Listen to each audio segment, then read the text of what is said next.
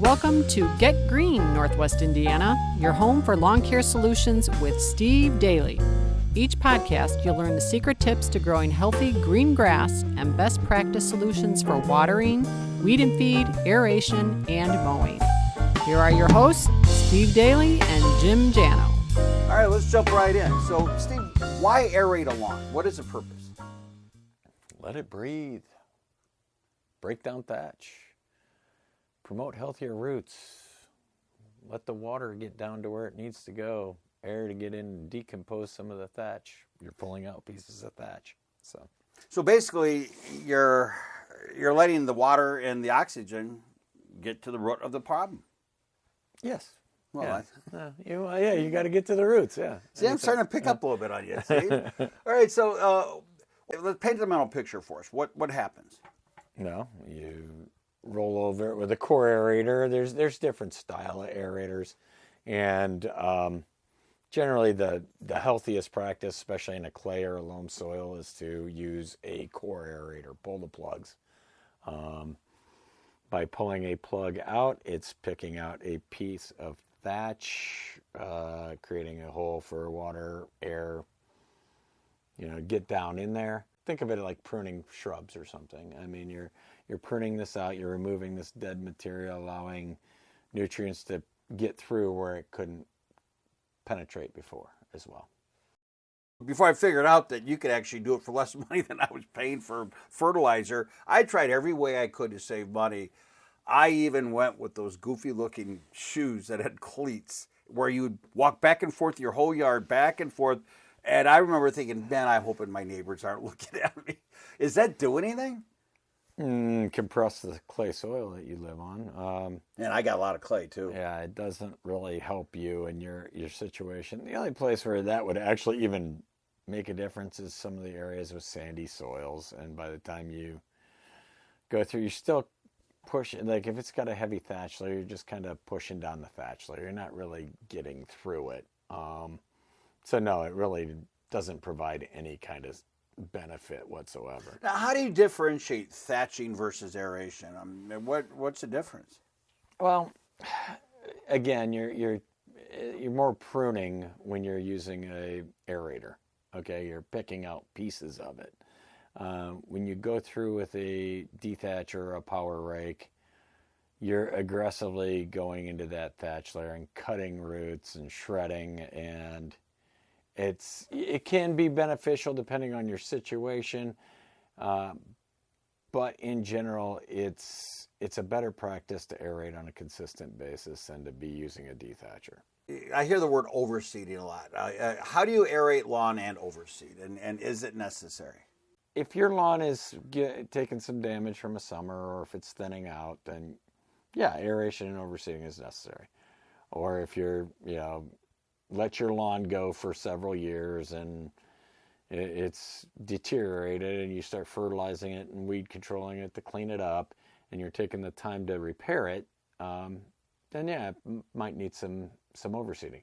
And the practice is just you go through the lawn, you pull plugs, and then you overseed it and allow the seed to fall down into these plug holes.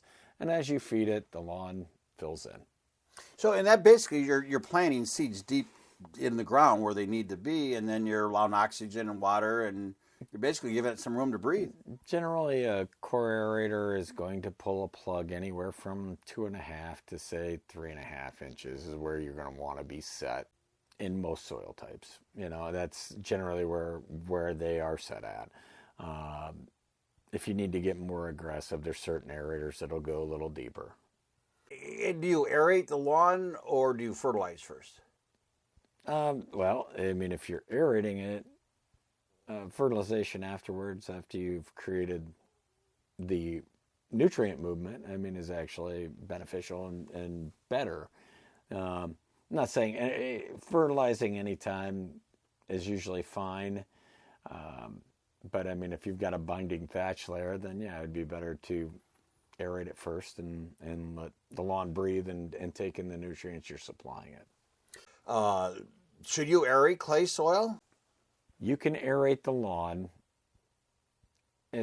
really as frequently as you like. I mean, if you do it spring and fall, that's enough.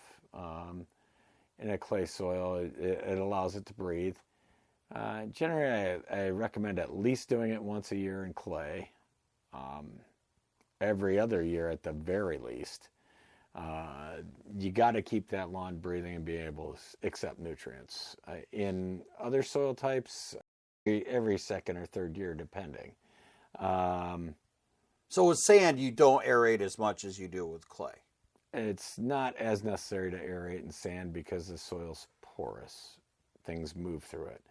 Loams are more porous also than clay. So, like I said, if you're in a loamy soil, you can do it every probably 2 to 3 years, as long as your thatch layer's in check. Got to keep your thatch layer in check. If it's getting thick and needs to be aerated, or if you're seeing certain things that are dictating it, then you go ahead and do it more frequently. But that's usually the rule of thumb, every couple years. What if you have a sprinkler? If you're aerating with a sprinkler system, generally your irrigation lines are buried deep enough. So usually they're running at least 6 inches deep, if not deeper. But the heads come up into the yard. They're at surface level. An aerator can damage the heads. So generally, like when we're doing an aeration, we'll call the week before and say, hey, we plan on coming out to aerate your lawn next week. Please mark your irrigation heads so we don't hit them. You like to integrate aeration with a full lawn service. Why is that? It should be done when you're doing a full service program. Like I said, at least occasionally, whether it's every other year. Every year in clay is probably smart because of the compaction. But when you're feeding it that frequently, your thatch layer builds quicker. You need to manage your thatch layer. So that's, thatch layer is just a series of dead and living rhizomes off of the root system that's coming closer and closer together. So basically a weak lawn doesn't need thatching much, but who wants a weak lawn? Right, correct. Yeah, the more you feed it, the more dense it becomes, the more necessary it is to aerate it. We only really offer it with our full service programs. We want people that are committed to having their lawn look nice. I'm not looking to come out there and just aerate your lawn. I don't have time for that. I got to commit my aerations to my customers. So it's more a matter of prioritizing your customers. Correct. Not rewarding something just because it's a quick job. I'm not chasing a buck. I'm doing it to help provide a service for my customers. And it's part of a total package. Correct. You want to aerate, spring and fall. Fall is generally considered the best. The way I look at it is, if you do take any summer damage from, say, disease issues or drought, then you can seed it afterwards, and it'll help recover the lawn from the damage that it has incurred over the summer, and it gives it the seed 2 cool seasons before it hits summer heat. Let's finish with how important is aeration, and where does it stand in its importance? It's very important. It's anytime you're trying to get the lawn to gather nutrients. I mean, that's the most important thing that we're doing.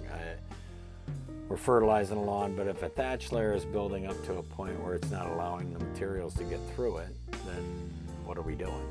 So you have to get in there. You got to keep thatch management in mind when you're dealing with any kind of lawn care program, and you want to keep compaction issues in the root zone in mind when you're dealing with that. So, well, Steve, we really do appreciate your taking time to tell us a little bit about aeration, and where can they learn more about your services?